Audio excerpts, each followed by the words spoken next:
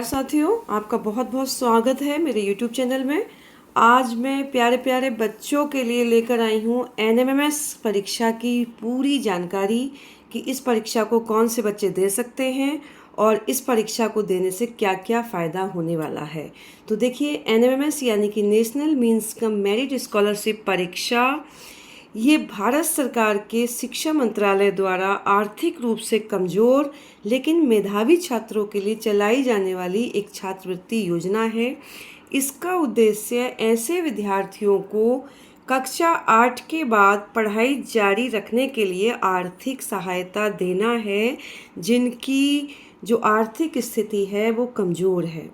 अब देखिए, अब जानते हैं कि इसमें कौन आवेदन कर सकता है।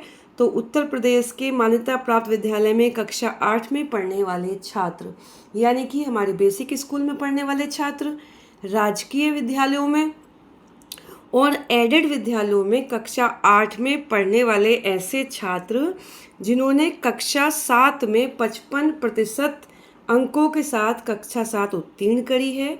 और आरक्षित वर्ग के लिए इसमें इन परसेंटेज में छूट है, यानी कि अगर SC या ST कैटेगरी का कोई बच्चा है और उसने 50% अंकों में भी कक्षा 7 की परीक्षा उत्तीर्ण करी है तो वो ये परीक्षा दे सकता है।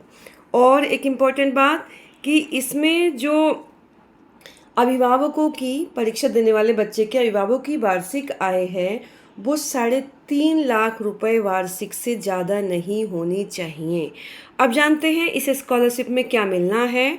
तो अगर बच्चा इस स्कॉलरशिप के लिए चयन हो जाता है तो उसे 12,000 रुपये प्रति साल, यानी कि 1,000 रुपये प्रति महीना 4 साल तक स्कॉलरशिप मिलती है। यानी कि जब तक बच्चा कक्षा 9 से कक्षा 12 तक पढ़ता है तब उसे ये स्कॉलरशिप मिलती रहती है। कुछ निर्धारित शर्तें इसकी हैं, जैसे कि बच्चे को कक्षा 9 से कक्षा 12 तक राजकीय विद्यालय या फिर एडेड विद्यालय में ही पढ़ना है। अब हम जान लेते हैं इसके पैटर्न के बारे में। परीक्षा देखिए 2 भागों में होती है। इसका पहला हिस्सा है मैट, यानी कि मेंटल एबिलिटी टेस्ट, मानसिक योग्यता या रीजनिंग। तो उसके क्वेश्चन आएंगे, पहले हिस्से में 90 क्वेश्चन होंगे, 90 ही मार्क्स के होंगे। और दूसरा हिस्सा इसका है सेट, यानी कि स्कॉलस्टिक एप्टीट्यूड टेस्ट। इसमें 3 विषयों के प्रश्न आएंगे, गणित, विज्ञान और सामाजिक विज्ञान। इन तीनों ही विषयों का गणित में से 20 मार्क्स आएंगे, यानी कि 20 प्रश्न, विज्ञान और सामाजिक विज्ञान के 35 प्रश्न इसमें आएंगे। सारे के सारे प्रश्न MCQ टाइप के होंगे। तो प्रत्येक भाग में 90 प्रश्न, कुल मिला के 180 प्रश्न इसके होंगे। तो इसकी और मैं अपने चैनल पे इसकी संपूर्ण तैयारी आपको कराऊंगी, तो बने रहिएगा मेरे चैनल पे और अपने NMMS की तैयारी को मजबूती प्रदान करें। मेरे चैनल को सब्सक्राइब ज़रूर से ज़रूर कर लें। अब हम बात करते हैं इसके सिलेबस की। तो इसके सिलेबस में वही गणित, विज्ञान, सामाजिक विज्ञान, तार्किक क्षमता और मानसिक योग्यता रहेगी। एक पेपर में जो एक हिस्सा है उसमें गणित, विज्ञान और सामाजिक विज्ञान के 90 प्रश्न रहेंगे और दूसरे हिस्से में रीजनिंग और मेंटल एबिलिटी के प्रश्न रहेंगे। अब जानते हैं इसकी आवेदन प्रक्रिया के बारे में। आवेदन प्रक्रिया इसकी ऑनलाइन की जाएगी विद्यालय के माध्यम से और राज्य सरकार के निर्देश अनुसार फॉर्म भरा जाना है। अब आते हैं सबसे इम्पॉर्टेंट बात पर कि क्या क्या डॉक्यूमेंट्स हमारे तैयार होने चाहिए इस परीक्षा का फॉर्म फिल करने के लिए। तो देखिए, आधार कार्ड बच्चे का, आय प्रमाण पत्र उनके अभिभावक का। तो इसको आप जल्दी ही अभी ही बनाने के लिए दे दें, जिससे कि जब एग्ज़ाम का फॉर्म निकलने के आए तो उस टाइम पे हड़बड़ी न मचे और उस टाइम पे जल्दी से ये प्रमाण पत्र नहीं बन पाते हैं।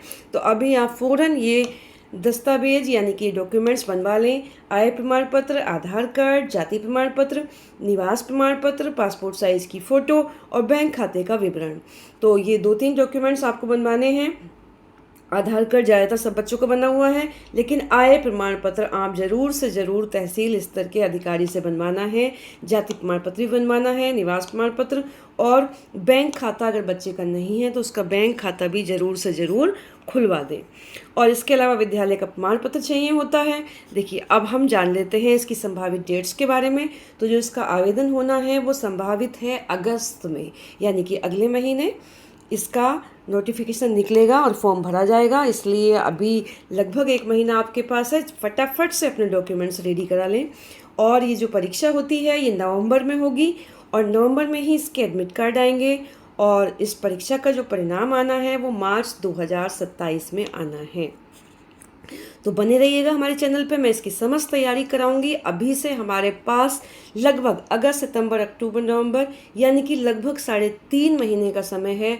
और अगर आप एकाग्रता से और समय निकाल कर मेरे साथ साथ तैयारी करेंगे तो आपका सिलेक्शन होना पक्का है। अब देखिए थोड़ा सा इसके बारे में भी जान लें कि जो निजी विद्यालय हैं यानी कि प्राइवेट स्कूल्स, केंद्रीय विद्यालय में पढ़ने वाले बच्चे या जवाहर नवोदय विद्यालय में पढ़ने वाले या सैनिक स्कूल के छात्र इसके पात्र नहीं होते।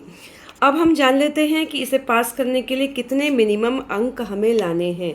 तो देखिए, जो जनरल कैटेगरी के बच्चे हैं उन्हें कम से कम 40% अंक लाने हैं। 40% का मतलब आप समझ रहे हैं कि दोनों हिस्सों में 40%। 90 का हिस्सा था हमारा, तो 90 का 40% यानी कि 36 मार्क्स। हर हिस्से में 90 में से 36, 36, 36, 72 नंबर पास होने के लिए इस परीक्षा को चाहिए। और जो SC ST का बच्चा है उसके लिए 32% अंक चाहिए यानी कि लगभग 29 नंबर चाहिए। लेकिन परीक्षा को पास करने का मतलब स्कॉलरशिप मिलना नहीं है। स्कॉलरशिप इस बात पर डिपेंड करती है कि उस ज़िले में कितनी सीट हैं, तो इसलिए हमें मेरिट सूची के आधार पर छात्रवृत्ति मिलती है। इसलिए हमें अपना स्कोर ज़्यादा से ज़्यादा लाने की कोशिश करनी है।